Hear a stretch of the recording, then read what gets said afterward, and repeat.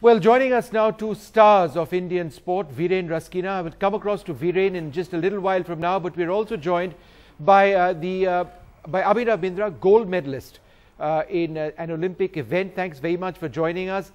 Abhinav, India's ban continues as far as the Olympic movement is concerned. What is your first reaction to the news from Argentina? Well, I think we have to keep the whole thing in perspective. I think we have to go back to December of last year. We got banned for certain reasons, and I think ethics was one of the main reasons of why we got suspended. And until and unless we are not going to make changes to that and not adhere to what the IOC wants us to do and not adhere to the Olympic Charter, obviously it's not, the ban is not going to get revoked. When you're trying to negotiate on something which is not negotiable, so it's not going to work. But what is the way ahead in your opinion? We all know what the problem is. The IOA is intransigent. They don't want to change anything.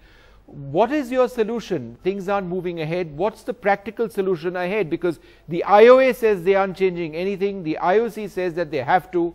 Athletes are left in the lurch, but what's the way ahead?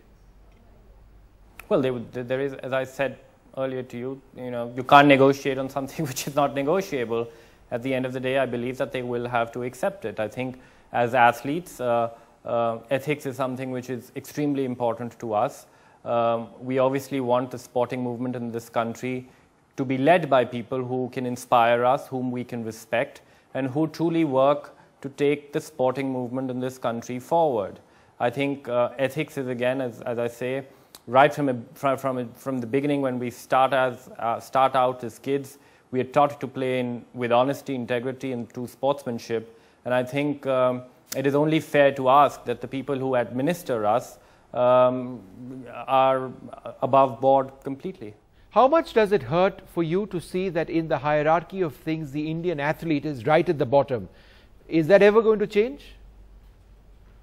Well, frankly, if nothing changes now, it'll never change.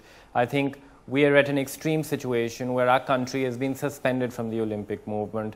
The administrators need to understand that it is the country's prestige at stake. It is the country, it's the athletes' prospects and the athletes' future at stake. So they have to let go a little bit of their own personal interests and their own vested interests and look beyond just themselves and look a little bit at the broader picture, because I think that is something which is very, very important to the country, and it is very important for athletes, and it's very important for sport in this country to grow. Abhinav, you and a host of other top athletes have started an online petition to save Indian sport.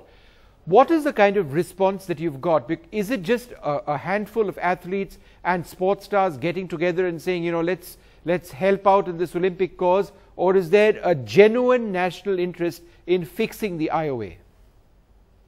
Obviously, the response has been very heartening. We've had more than 17,000 signatures. I think the whole idea of it was to come together on a common platform and to express that we are united in our fight to make Indian sport clean. And Indian sport means so much to us. We put our lives and sweat and our blood into sport and into trying to bring glory to this country. And the least we expect is that sport is run in the most ethical manner in the country. All right. Well, Abhinav, thanks very much for speaking to us. Abhinav Bindra, one of the sports stars in this country, Olympic gold medalist, taking the lead along with a few others in trying to actually clean up or try and suggest that there is only one way ahead for Indian sports. The IOA needs to clean up its act. Is it going to do so? That's a big question. Viren Raskina, let me come to you next. Even today, despite the IOC saying what they had to, right, the IOA, the Indian Olympic Association, says, look, nothing doing. We're going to follow the law of the land. You are innocent until proven guilty. And we are all innocent. We may be charge sheeted, but what's the big deal with the charge sheet? How do you respond to that attitude? Vishnu, it actually amazes me about the argument that the IOA is putting forward, because where is the accountability? We are talking about charges that are framed. I'm not a lawyer, but as far as I understand, charges are framed after due diligence, due investigation by the court, and only then charges are framed, which means that it is a pretty serious offense. In sport, we have to set a very high standard of values and ethics and good governance, and there is disciplinary action that must be taken at that level, which means suspension at that point of time when charges are framed by the court.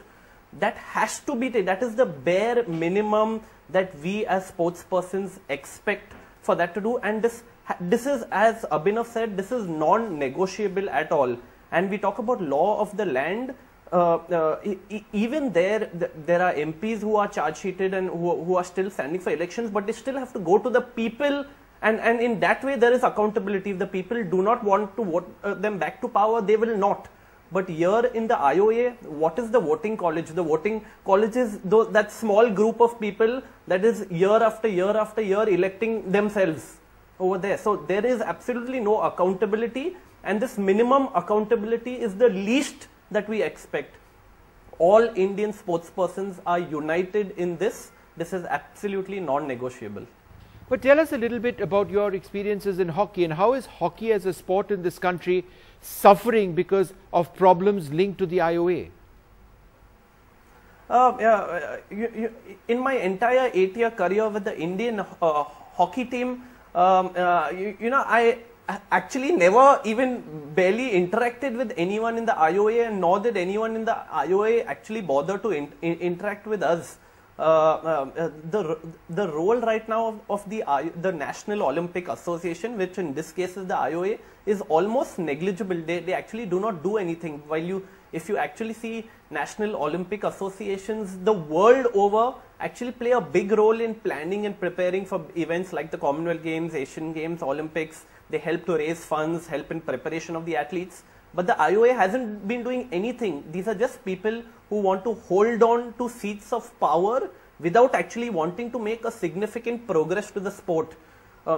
Post my playing career now as the CEO of Olympic Gold Quest, it's increasingly tough to actually raise funds, raise contributions, raise sponsorship for sport, because of the extremely bad image this entire situation is creating. People think that the common man of the road thinks that India cannot even participate at the Olympics. That is the perception. The perception is bad. Unfortunately, right now the reality is also bad. We need to change this, and we need to change this right now. In fact, in a sense, we don't participate in the Olympics because we may be Indians and we may go to an event, but you can't fly the tricolor. The national anthem is not played out. So then, I mean, it's in a sense, athletes who go there are doing so for themselves and are doing so for some flag, the Olympic flag, which is a great flag, but it's not our flag, right? And so what does one actually go there for at all? For me, every time I walked onto the pitch wearing the India jersey, the proudest moment for me was to sing the national anthem before the game.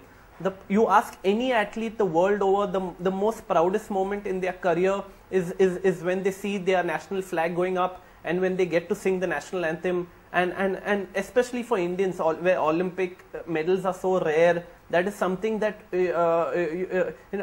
for me, the dream of playing for India came when I actually saw Leander Pace standing on the Olympic medal podium in 1996 at the Atlanta Olympics, and to see him there with the tear rolling down his cheek and singing the national anthem, seeing the India flag going up, that built in me a dream to actually play for India. So that is the proudest moment. To take it away, I think that itself is a criminal offense. Yeah, that itself is a criminal.